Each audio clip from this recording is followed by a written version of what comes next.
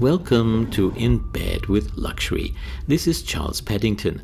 I have tested hundreds of luxury hotels all over the world, but this luxury property is very special. At his time, no one on earth had more money than the former owner of this place, who was obsessed with money, sex and art. He is said to have had affairs with more than 1,000 women. He was extremely greedy, but he established the wealthiest art institution of our time. We are talking about oil billionaire Jean Paul Getty. When it comes to wealth, he was the Elon Musk of his days. And this private road to his Italian estate in Ladispoli, about 1 hour north of Rome, at the seaside, was totally off limits in the 70s.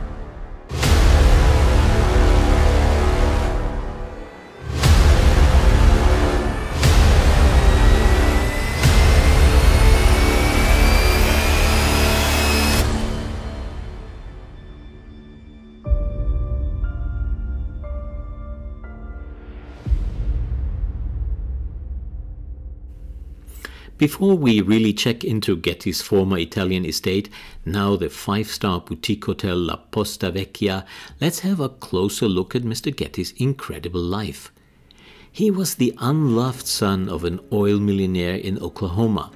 When Getty was 17, his father borrowed him $500, but on condition the father would get 70% of any profits of his son. And he inherited his oil company to his wife and just a small compulsory part to his sibling. Nevertheless, Getty made his first million at the age of 24 and finally managed to cheat his mother to get hold of the company. Money had become a real obsession for the young man, and he was talented in increasing it. In 1929, when the stock markets crashed, Getty bought shares of the big oil companies for peanuts and made a fortune when they recovered. But his real breakthrough that made him one of the first human beings who could amass more than $1 billion happened in 1949. In this year, Getty made an investment that most people thought was certifiably insane. Getty invested around $400 million in today's money and purchased a 60-year exclusive lease to search for oil in a barren desert country where oil never had been found before. In 1953, the gamble in Saudi Arabia paid off. Saudi oil quickly turned Getty into a billionaire, and soon he had his own fleet of tankers to deliver the black gold. Getty invested in different things, among them real estate and hotels. The famous Pier in New York, for instance, belonged to him. And the billionaire who considered himself a reincarnation of Roman Emperor Hadrian spent a fortune in art, a habit he had started already in the 30s. But he had another obsession. Getty married 5 times. All marriages failed, and he had an incredible appetite for sex and a number of so-called affairs. At the end of his life, he lived with a dozen of women at his British estate and enjoyed it when they tried to compete for his favor in the hope of a huge heritage. He cheated all of them, except for one, and inherited his fortune to his art trust. Getty's greed became legendary. At his estate, Sutton Place, where he had lived his last 17 years, he had installed a payphone for his guests to save money. And his stubborn refusal to pay his grandson's kidnap ransom hit the headlines. Director Ridley Scott turned the story into an acclaimed movie.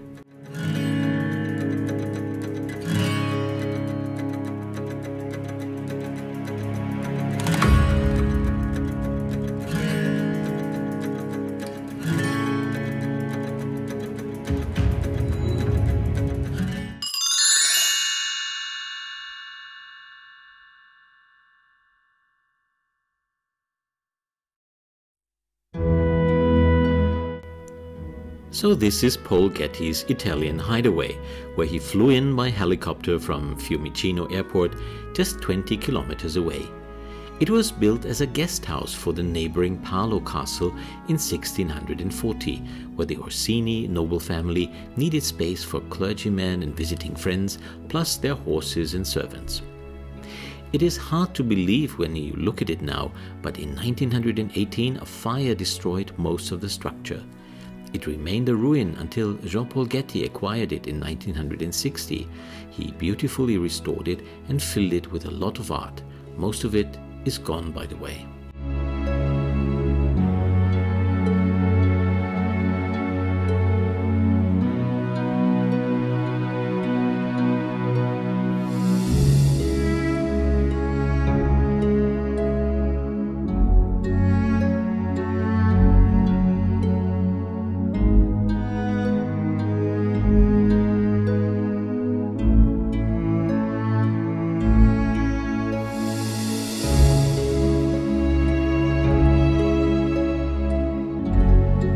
La Posta Vecchia, member of the leading hotels, does not give you the feeling to be a hotel guest. It still feels like a private residence in a way, which is fine. Don't expect a Four Seasons perfect service or a huge spa, but instead the Caesar restaurant boasts a romantic terrace, which is beautiful to enjoy in the warm Italian summer nights.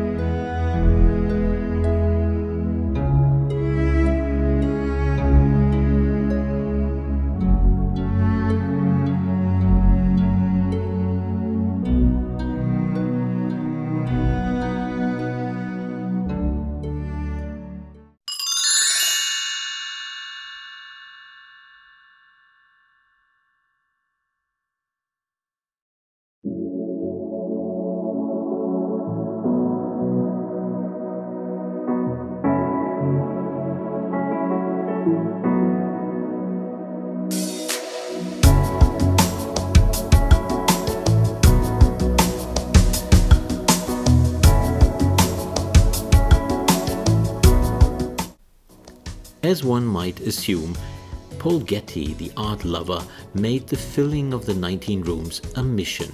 So you get individually appointed rooms with chandeliers, four-poster beds, antiquities, fireplaces, precious materials, and so on.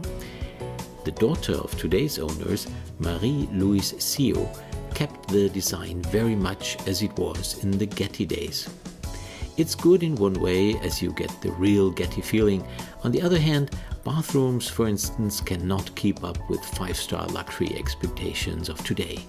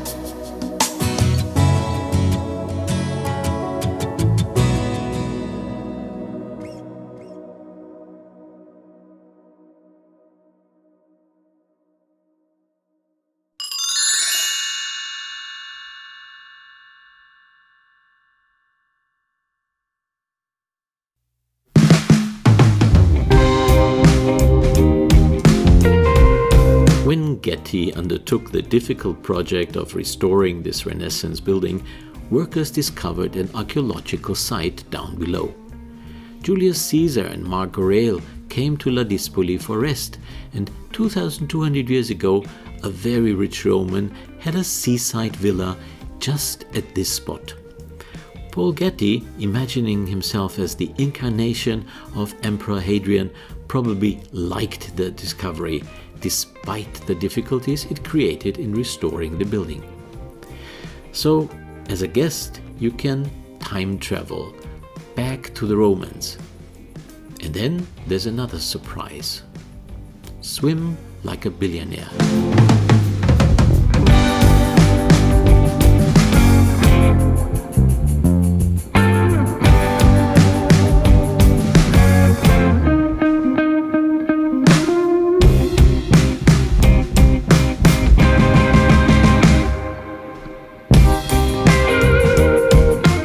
This is Paul Getty's pool, and you can swim there, including good pool service.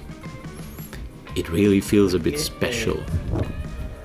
You can dream of your billions or just enjoy the beautiful blue water. It's very relaxing, and time seems to pass a bit slower.